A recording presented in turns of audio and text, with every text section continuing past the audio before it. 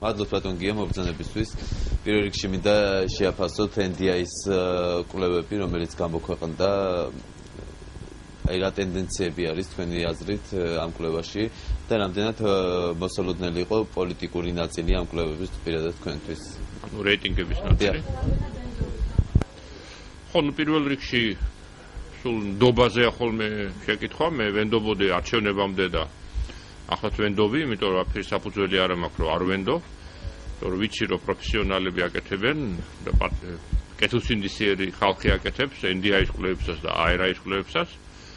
რაც შეეხება შედეგებს, რა თქმა უნდა, ძალიან უცნაური შედეგებია, იმ თვალსაზრისით, რომ თუ შევადარებთ არჩევნების წინა და არჩევნების შემდგომ პერიოდს, არის ცადა დედამიწა, არის ძალიან დიდი განსხვავება და ამ შემთხვევაში ალბათ ეს განსხვავება რაღაცას გვეუბნება ჩვენი საზოგადოების ბუნებაზე, რომ ჩვენთან არ არის ასე ვთქვათ მყარი პოლიტიკური ორიენტაციები, ადამიანთა უმრავლესობას არ აქვს რაღაც მყარი პოლიტიკური ორიენტაცია,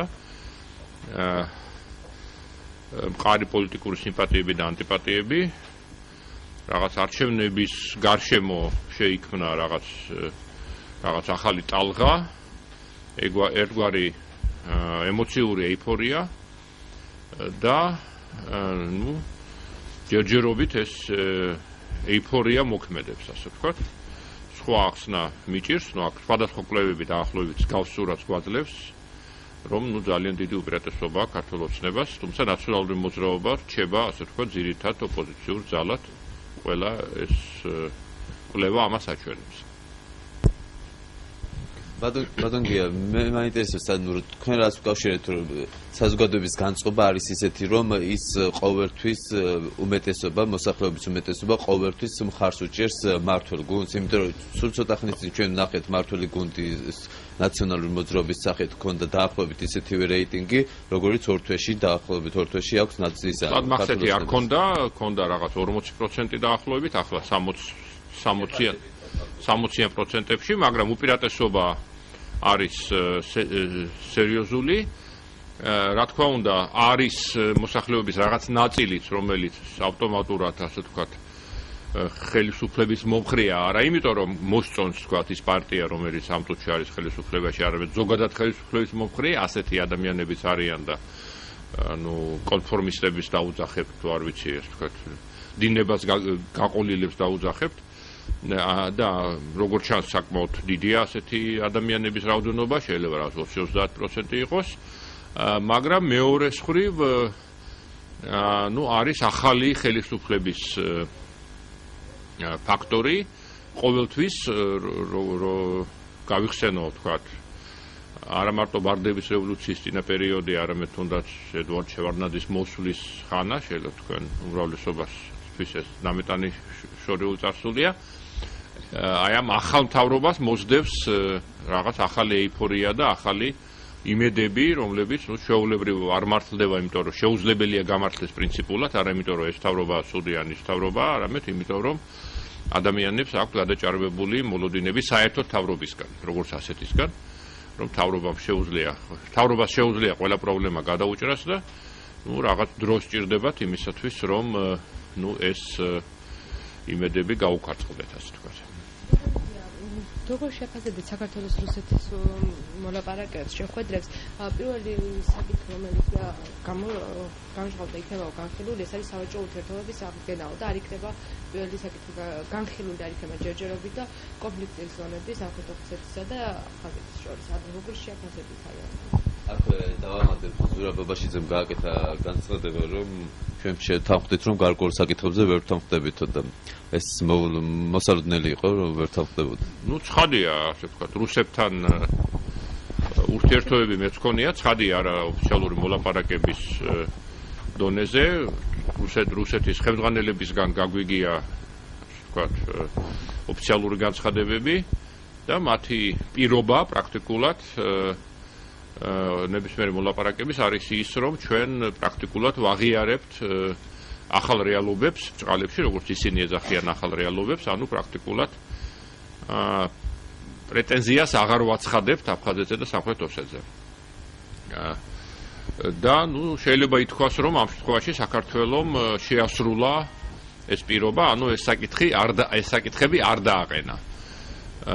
გასაგებია თუ ჩვენ რაღაც გვიღირს ამ პირობებით მოლაპარაკება, კი ბატონო, მე მგონი რომ თავისთავად ასეთი პირობით მოლაპარაკება არის რუსეთის გარკვეული დიპლომატიური გამარჯვება, იმიტომ რომ ის მას შეუძლია თქვას, რომ საქართველომ რაღაცნაირი ნაბიჯი გადადგა აი ამ ახალ რეალიებზე შეგუებისკენ, რომ საქართველო აქეთ გვეხვეწება, ასე ვთქვათ, რომ რაღაცნაირად დაგველაპარაკე და რაღაც ურთიერთობები გქონდეს. ამაზრით ეს რა თქმა უნდა რუსეთისთვის არის მომგებიანი. ჩვენი მოგება შეიძლება რაღაც ზომით იყოს თავისთავად ის, რომ რაღაც ჩვენი საქონელი გავიდეს რუსეთის ბაზარზე და თავისთავად ეს ცუდი არ არის, იმიტომ რომ რაღაც ეკონომიკის რაღაც კონკრეტულ სეგმენტს შეიძლება გააძლიერებს, თუმცა ერთის მხრივ ჩემი აზრით ცოტა გაზვიადებულია ის მოლოდინებია რუსეთის ბაზარზე რომ შევალთ, ასე ვთქვათ, აფშენდებით, ან აშენდება ჩვენი სოფლის მეურნეობა, კი, რაღაც პოზიტიურია, მაგრამ თვისობრივი ნახტომი ამის გამო არ იქნება. და მეორე, რა თქმა უნდა, პრობლემურია ის, რომ ეს რუსეთის ბაზარი არის არა სანდო, ასე ვთქვათ, როცა რაღაცას აწყენინებ, როგორც კი რაღაცას აწყენინებ, შეიძლება ისევ გამოგაგდონ იმ ბაზრიდან, ასე რომ ის მოგება რაღაცნაირი მოგება შეიძლება აქედან მივიღოთ ეკონომიკურ ჭრილში, თუმცა პოლიტიკური თვალსაზრისით ეს ჩემი აზრით წამგებიანია ასეთი პირობებით რუსეთთან მოლაპარაკება. უკან დახევაა პოლიტიკურად. ბატონო გია, დღეს ზურაბაშიძემ გააკეთა განცხადება, რომ შესაძლოა გადაიხედოს ოკუპაციის კანონი და განაცხადა, რომ თუ დავინახავთ პოზიტივს და აღმოვაჩენთ, რომ ეს რეალურ პროგრესს ურთიერთობაში ხელს უშლის, შესაძლოა რაღაც ელემენტარული ცვლილებები შევიდეს კანონში. თქვენ როგორ შეაფასებთ ამას? რაიმე მნიშვნელოვანი ცვლილებები თუ შეიძლება ამ მხრივ განვითარდეს? და აქვე მინდა კითხოთ, პუტინმა თვის ბოლომდე უნდა მოაწეროს ხელი რუსეთის საგარეო პოლიტიკის კონცეფციას, რომლის მთავარი, ასე ვთქვათ, საბჭოთა, პოსტსაბჭოთა ქვეყნებთან მიმართებაში მთავარი საკითხი ეს არის და რამდენად შეიძლება საფრთხელოდეს პოსტსაბჭოთა ქვეყნებს ამ შემთხვევაში? პირველ რიგში, რაც შეეხება ზურაბაშიძემ რა იგულისხმა, ეს ზურაბაშიძეს უნდა კითხოთ, მე არ ვიცი, მე შემიძლია ზოგადად უპასუხო, რომ ასე ვთქვათ, უნდა კაფიოთ გამოიკვეთოს სტრატეგია, რა არის ჩვენი სტრატეგია რუსეთთან ურთიერთობაში, რას ვემყარებით. შეგვიძლია ვთქვათ, რომ დავკარგეთ ეს აფხაზეთი, სამხრეთ ოსეთი, ჩავიქნიეთ ხელი, ასე ვთქვათ, და აქედან ამოვიდეთ და მაშინ შეგვიძლია ოკუპაციის კანონი გადავსინჯოთ, ან გავაუქმოთ საერთოდ და რუსეთს ოკუპანტი არ დავარქვათ და ვთქვათ, რომ რა ვიცი, ხო წავაგეთ, დავკარგეთ რაღაც შტაუკლარჯეთის ნაწილიან რაღაცა, ასევე დავკარგეთ აფხაზეთ, სამხრეთ ოსეთი და მივდივართ იქეთ, რომ ამას შეურიგდეთ და რა თქმა უნდა, ამ პირობებში, ამ წანამძღვრით რუსეთთან ურთიერთობა რაღაცნაირად გაუმჯობესდება, მაგრამ უნდა თვლიდეთ, რომ გვიღირს ასეთი პოლიტიკა. ჯერჯერობით ყოველ შემთხვევაში ეს ახალი ხელისუფლება არ ამბობდა ამას და ამბობს, რომ სანამ თქვათ, ის თulis, რომ ოკუპანტია აფხაზეთში და სამხრეთ ოსეთში რუსეთი, რომ ეს ჩვენი ტერიტორიაა, მაგრამ რუსეთს ის დაკავებული აქვს. ეს აი ამ პოლიტიკას თulis ახალი ხელისუფლება თუ არ თulis, ეს არის საკითხავი და იქ რაღაც არედაქციო ცვლილებები შევა თუ არა რაღაც ოკუპაციის კანონში, ეს თავისთავად საინტერესო არ არის, ან ყოველ შემთხვევაში ვერაფერს ვერ ვიტყვი იმაზე, რომ სანამ ვერ ვნახავ კონკრეტულად რა იგულისხმება ამ ცვლილებებში. რაც შეეხება პუტინის კონცეფციებს, ცხადია, პუტინის კონცეფცია ზოგადად, ახლა რა დოკუმენტს აწერს ხელს თუ რას არ აწერს, არ აქვს მნიშვნელობა. პუტინის კონცეფცია არის ის, რომ რუსეთი იყოს დომინანტი ძალა მოსაბჭოთა სივრცეში და საქართველოს არის ყველაზე უფრო მისთვის გამაღიზიანებელი იმ თვალსაზრისით, რომ საქართველოს საგარეო პოლიტიკაზე მან, რა თქვა, რაღაც ის კონტროლს ვერ ახდენს და ეს ჯერჯერობით ერთადერთი პოსტსაბჭოთა ქვეყანა დარჩა ასეთი, თუ არ ჩავთვლით, რა თქმა უნდა, ბალტიისპირეთის ქვეყნებს. მოლდოვაც რაღაც ზომით ასეთია, შეიძლება, მაგრამ ყველაზე უფრო გამოკვეთილად დამოუკიდებელ პოლიტიკას აქამდე ატარებდა საქართველოს და ცხადია პუტინს ეს არ უნდა. ჩემი აზრით პუტინს არ აქვს ისეთი ბერკეტები, რომ აიძულოს საქართველოს შეცვალოს თავის საგარეო პოლიტიკა, თუ პირდაპირ არ შემოიწვა ჯარით და თავისი ადამიანი არ დააყენა ხელისუფლებაში, მაგრამ რა თქმა უნდა ჩვენ არ ვიცით საქართველოს ხელისუფლება რა პოლიტიკას აირჩევს. ჯერჯერობით თითქოს რიტორიკა არის ის, რომ არ ვცვლით ამ პოლიტიკას, მაგრამ ნახოთ, ბევრი რამე თქმულა და მერე გადათქმულა, ასე რომ ნახოთ როგორ გაგრძელდება ეს ვითარება. ბატონო გია, იცით რა მაინტერესებს, არსებობს საუბრები იმაზე, რომ შესაძლოა პრეზიდენტმა არჩევნებიდან 6 თვის შემდეგ დაითხოვოს საქართველოს მთავრობა. თქვენ რამდენად რეალურად აფასებთ ამის შესაძლებლობებს და აქვს თუ არა საფუძველი პრეზიდენტს ამის გაკეთების? მე არ ვთვლი, რომ ამის ალბათობა მაღალია, ჯერჯერობით წმინდა კანონის თვალსაზრისით მას ამის გაკეთება შეუძლია არჩევნებიდან 6 თვეში, მაგრამ საპრეზიდენტო არჩევნებამდე კიდევ არაუგვიანეს 6 თვით ადრესი, ასე ვთქვათ, არ ვიცი იქ რაიმე დრო თუ რჩება. გარდა ამისა, პრეზიდენტს არ შეუძლია უბრალოდ ისე დაითხოვოს პარლამენტი, უნდა იყოს კონკრეტული საფუძველი. სახელდობრ, თქვათ, რა თქმა უნდა, მას ნებისმიერ მომენტში შეუძლია თანამდებობიდან გაათავისუფლოს პრემიერ-მინისტრი, თქვათ, და თავისი პრემიერ-მინისტრი შესთავაზოს, მაგრამ იქ რამდენჯერმე არ მახსოვს, 2-ჯერ თუ 3-ჯერ უნდა უარი უთხრას პარლამენტმა, თქვათ, მის კანდიდატურაზე და მერე აქვს მას უფლება, რომ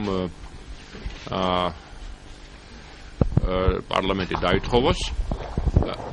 თუმცა, რა თქმა უნდა, თუ რო იყოს პრეზიდენტის მიზანი, რომ ეს თქვა დაუშვათ 5 დღე არსებობს ისეთი, რომლის დროსაც აქვს უფლება პარლამენტის დათხოვნის და რაღაც ისე გაითვალოს ყველა პროცესი, რომ დაამტყიოს, არ ვიცი ტექნიკურად შესაძლებელია თუ არა, ეს იურისტებმა უნდა გითხრან ზუსტად, შეიძლება ტექნიკურადაც არ არის შესაძლებელი, სამართლებრივი ტექნიკის თვალსაზრისით, მაგრამ თუ პრეზიდენტი ამას აპირებს, რატომ დაუშვათ მისცა ამდენი უფლებამოსილება, თქვათ, რატო არ იყენებდა აქამდე იმ უფლებამოსილებას, რომელიც აქვს, თქვათ, თავდაცვის და შინაგან საქმეთა მინისტრების დანიშვნა მისი საქმეა, მაგრამ მან ნებაყოფლობით, ასე ვთქვათ, დაუთმო ეს უფლება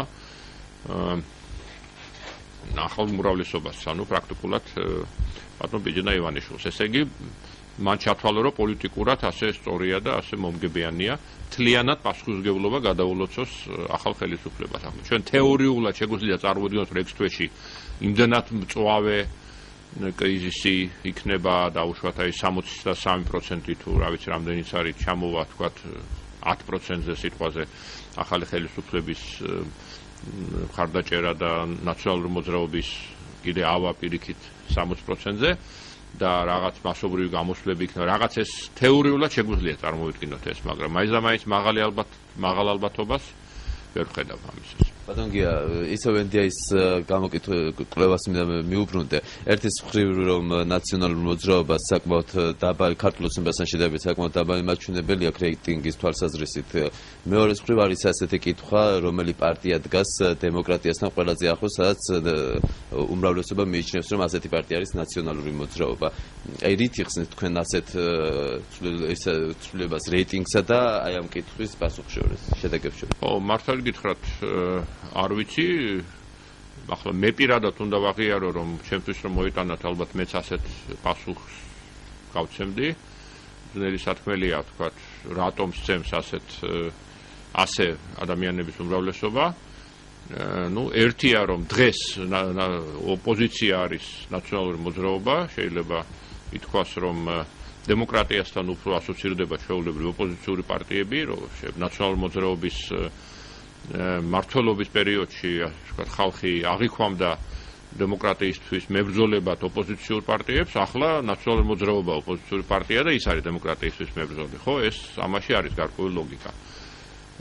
თქვენი ღიმებით, არ ვიცი, რატომ, მაგრამ ყოველ შემთხვევაში ეს თავისთავად ლოგიკურია, მაგრამ ახლა ჩემთვის ნელია იმის ინტერპრეტაცია თუ სხვები რატომ ასეთ დასმას რატო აკეთებენ. მეორე მხრივ ზოგადად ალბათ შეიძლება ითქვას, რომ ბევრი ადამიანის აზრით, ამ ჩვენ ნახევარში თუ არ ვიცი რამდენი ხანია ქართული ოცნება არის ხელისუფლებაში, მან მაინც და მაინც ისე დემოკრატიულ ძალად, ასე ვთქვათ, დემოკრატიული სტანდარტებით მომუშავე ძალად არ წარმოაჩინა თავი, მაგრამ ეს ჩემი აზრია, მაგრამ არის თუ არა ეს მოსახლეობის უმრავლესობის აზრი, ამის თქმა მიჭირს, თუმცა შეიძლება თქვათ, რომ ხალხს მოსწონს ბიძინა ივანიშვილი და ქართული ოცნება, იმიტომ რომ ის სოციალური დანაპირები მოსწონთ, მაგრამ მაინც და მაინც დიდი იმედი არ აქვს, რომ ეს ძალა დემოკრატიულად მოიქცევა, ასე ვთქვათ. და აქვე მინდა გითხოთ საზოგადოებრივ მაუწყებელში მიმდინარე პროცესებთან დაკავშირებით, როგორც ცნობილია, გია ჭანტურიამ დატოვა თანამდებობა და გამოცხადდა კონკურსი ამ თანამდებობაზე. მანამდე იყო ბიძინა ივანიშვილის განცხადება, რომ მას სურდა მეცხრე არხისა და საზოგადოებრივ მაუწყებლის გაერთიანება, შემდეგ იყო ის, რომ შემოსავლების სამსახური ამოწმებდა საზოგადოებრივ მაუწყებელს. აი, რამდენად ხედავთ თქვენ ამ ყველაფერთან კავშირში, რამდენად არის ეს ყველაფერი და თვითონ პროცესი რამდენად ჯანსაღი არის. სამწუხაროდ ბატონმა გიორგი ჭანტურიამ არ დაასახელა ნამდვილი მიზეზი, ასე ვთქვათ, თავისი გადადგომის, ძალიან ძნელია დაიჯერო, რომ მას მართლაც რაღაც საკუთარი მუშაობით უკმაყოფილებამ აიძულა, მაინც და მაინც ახლა გადაედგა ეს ნაბიჯი, ჩვენ შეგვიძლია მხოლოდ, რა ვიცი, ვარაუდები გამოვთქვათ, მაგრამ ზოგადად შეფასება მე შემიძლია გავაკეთო ის, რომ